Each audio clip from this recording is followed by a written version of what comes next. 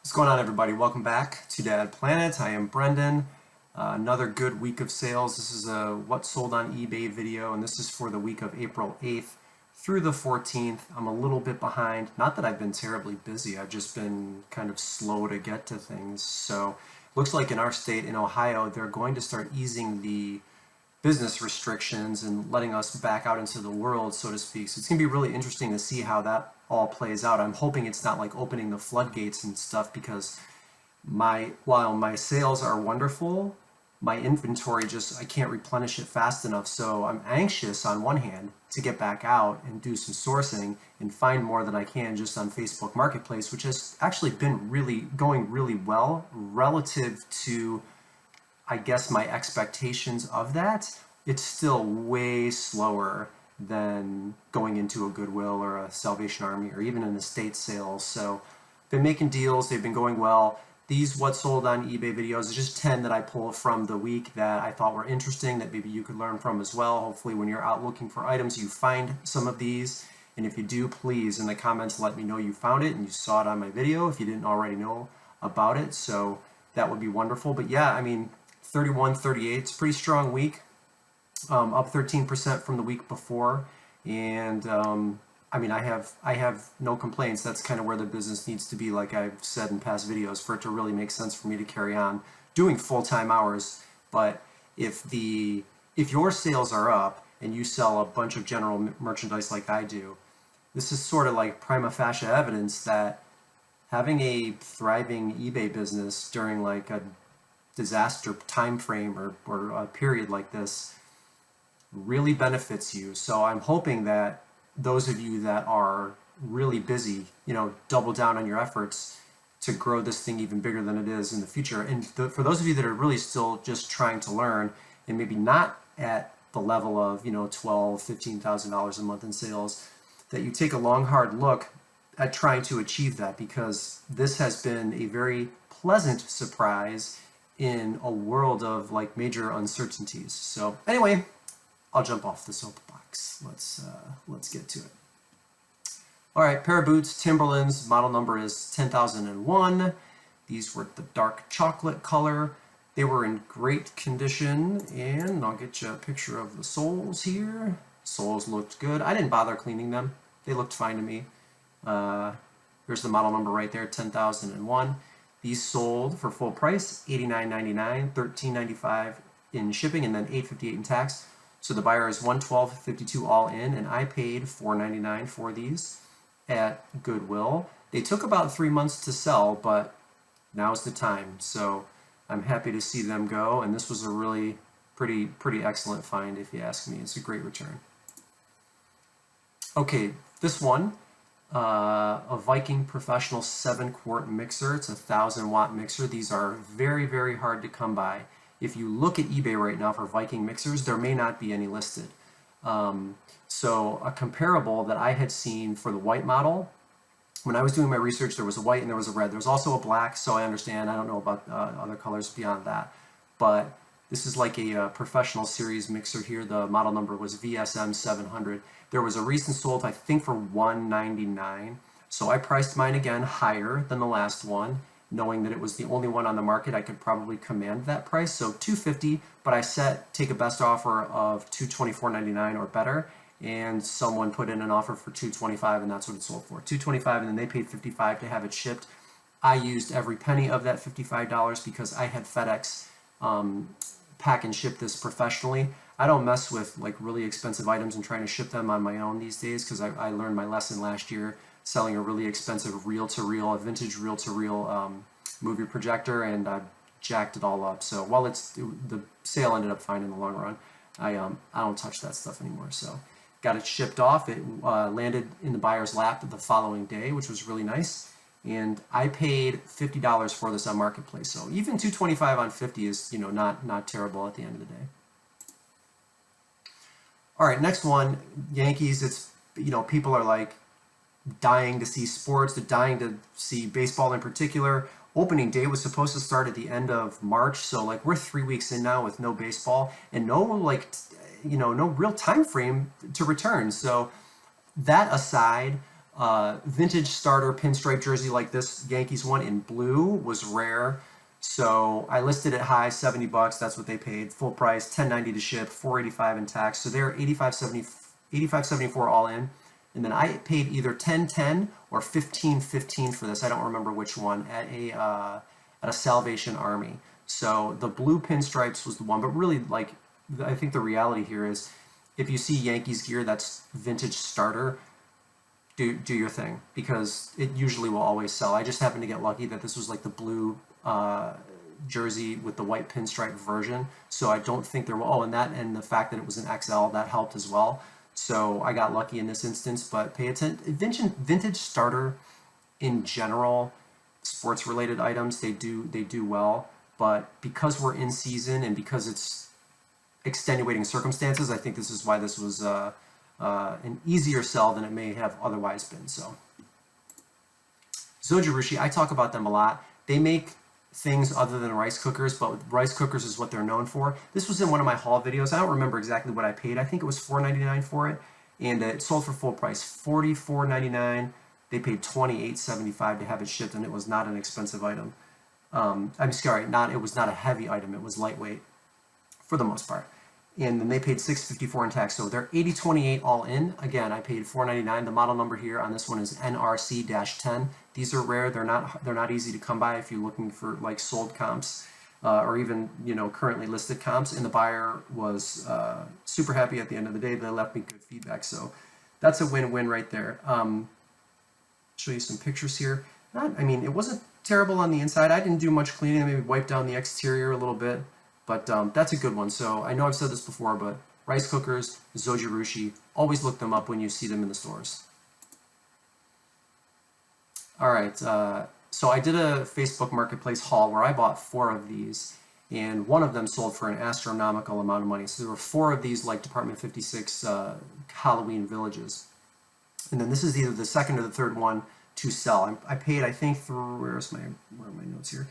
Either $3.99 or $4.99 for them. Maybe I paid $20 for all 4 or 5. I don't quite remember. It's going to be $3.99 or $4.99 for this, and it sold for full price as well, $39.99. But it did take a couple of months to sell. I mean, what are we in? We're in the middle of April, and the Halloween stuff is selling, so that's wonderful. But they paid $12.25 to have it shipped, and then $3.29 in tax. I didn't tally that up, so that's 40, 52, 50. So they're around 55, 56 all in, and like I said, I paid a maximum of $5 for that.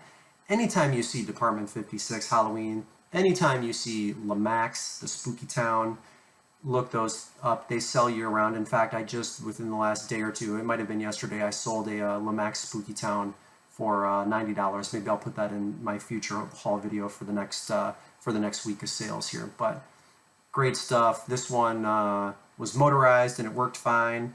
So yeah, always pay attention to those, no matter what time of season we're in.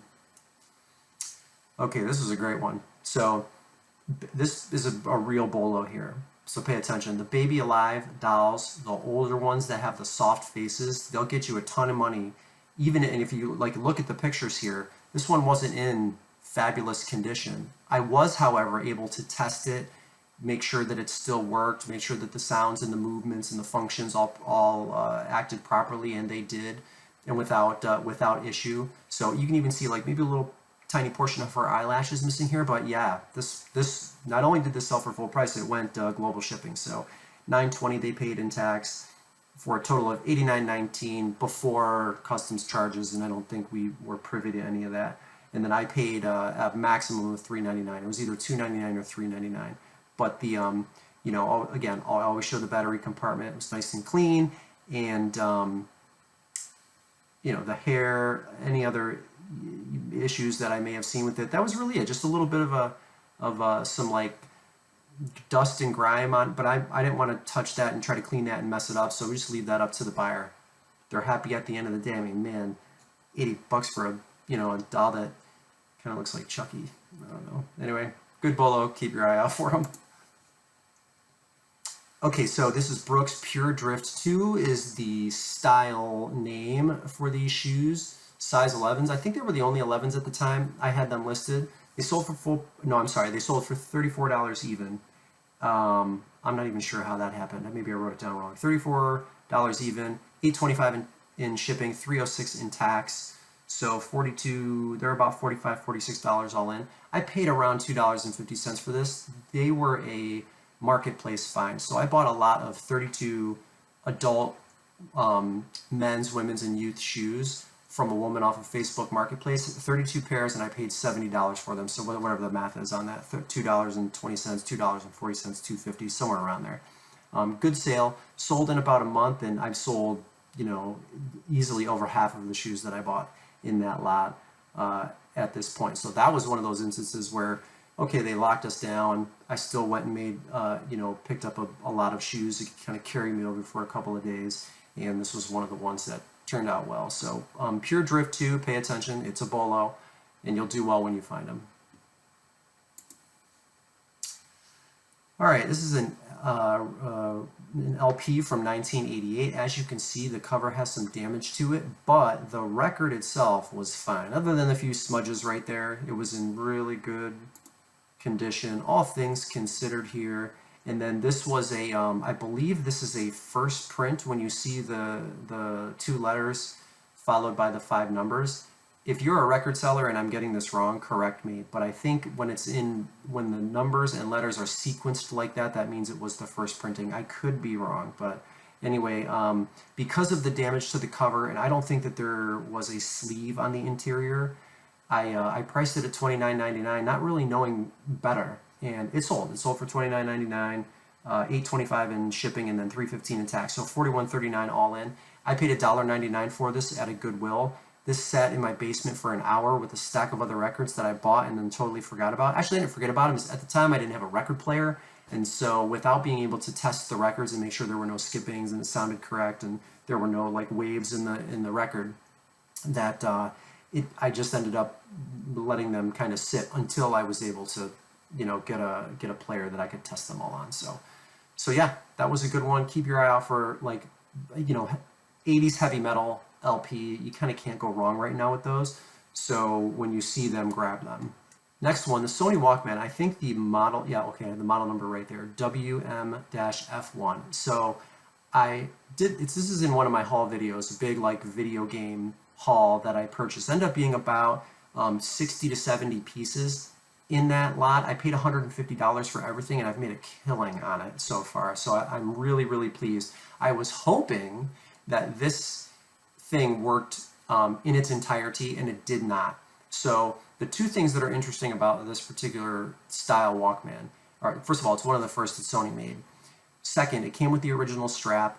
And then third, those are also the original headphones. The problem with it is the tape player didn't work. So I went to YouTube and started searching this model number to see if the fixes were easy. And in most cases, when the tape player is not playing, the belt is worn. And the thing is relatively easy to take apart, and belts, those can be found kind of in plenty and lots on eBay. So fixing it for somebody that is so inclined to do so shouldn't be that big of a deal. It'd be pretty easy for them to do. But I disclosed that, saying that as you can see, the condition was for parts or not working, and then I wasn't going to accept returns. So if it had worked properly, all functions, there was a recent comp sold for $180, and that's what I was hoping to get for it. But because of the tape player not working, I priced it for $100, and that's what it sold for. So sold it for $100, $8.25 to ship, $108.24 they paid all in, and I'm a couple of bucks into this thing. So that was, you know, one of my better hauls for sure. I mean, if you go back, and I encourage you to go back and look at my haul videos, the toy one that I just did recently, this video game lot, I mean, all of this stuff has been selling. 3 video games in this lot in particular, in this particular lot that this one came in, they all sold for $50 each. So there's 150 there, plus this 100 is 250. I mean, just those 4 items, and there are, you know, there's 60 to 70, like I said, more in there. I just did fabulous. So that was a big plus. But yeah, it should go without saying, vintage Sony Walkmans, Discmans, look those up, because some of them are worth an incredible amount of money. And I mean, there are disc players, Discmans, that are worth like $300, $400, $500 pre-owned. So pay attention to that. All right, here's the last one. Toaster oven. Model number here is NB-G110P. I put a piece of toast in it, took a piece of toast out, looked like it worked great, ate the piece of toast, sold the unit. Pretty good condition on the inside here, as you can see, and it sold for full price. $49.99, $28.75 in shipping, $312 in tax, $81.86 all in, and then I paid $5.99 for this unit. It is the Flash Express programmable toaster. I always look the programmable toaster ovens up. Even some of the I don't know if it's Black & Decker, or Hamilton Beach, Cuisinart might have a few of them. Always look those up because you'd be surprised. Even in like okay used condition, they can sell for a lot of money. Specific model numbers I can't, it's not coming to mind right now. But whenever you see those like small little like toaster oven, like with the door handles and all those, oh, check those out, look those up, because you'd be surprised. This one obviously had good product ratings, so that was a plus. And $50 on 6, every day of the week you'll take that return. So anyway, that's it. We blew through those. Hopefully you have learned something here. Like, comment, subscribe. Thank you for watching. I hope everyone's making it through. Like we're gonna enter phase 2 here in this coronavirus thing. So be safe, be smart, and then keep watching because I got more coming. See you in the next video.